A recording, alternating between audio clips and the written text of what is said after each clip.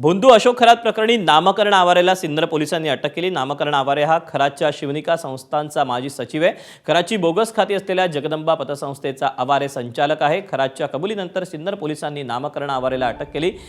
अशोक खरातला कालच सिन्नर पोलिसांनी अटक करून कोर्टात हजर केलं होतं। अशोक खरातच्या चौकशीत नामकरण आवारेचं नाव पुढे आल्यानं त्याला अटक करण्यात आलेली आहे।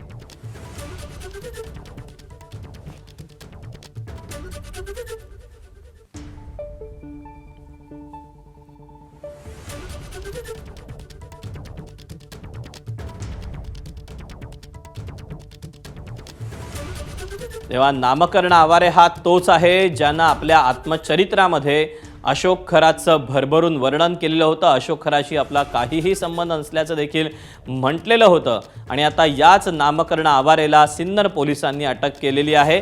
खरातनं जी बोगस खाती जगदंबा पतसंस्थेमध्ये उघडलेली होती आणि याच जगदंबा पतसंस्थेचा आवारे हा संचालक आहे आणि या सगळ्या प्रकरणी आता अशोक खरातची जी चौकशी करण्यात आलेली होती, खरातनं जी कबुली दिलेली होती, याच कबुलीनंतर आता सिन्नर पोलिसांनी नामकरण आवारेला अटक केलेली आहे। आसामी नामकरण या पुस्तकात अशोक खरातची स्तुती करणारं प्रकरण हे आवारेनं लिहिलेलं होतं। त्यानंतर तो चर्चेतही आलेला होता आणि या सगळ्या प्रकरणी ठाकरेंच्या शिवसेनेच्या नेत्या सुषमा अंधारेने देखील आवारेच्या संबंधाबाबत काही प्रश्न उपस्थित केलेले होते। याच नामकरण आवारेला आता अटक करण्यात आली आहे। अधिकचे अपडेट आपल्याला मुकुल कुलकर्णी देतोय। मुकुल, आता नामकरण आवारेचं देखील नाव पुढे आलेलं आहे, त्याला अटक करण्यात आलेली आहे। काय नेमकं कनेक्शन यातून पुढे येतंय, कशा पद्धतीने आर्थिक व्यवहार होताना पाहायला मिळतात, काही माहिती समोर आली आहे का?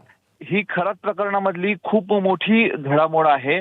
जगदंबा पतसंस्था या नावाने जी पतसंस्था होती त्या पतसंस्थेमध्ये अनेक खाते उघडण्यात आलेले होते आणि त्या खात्यांमध्ये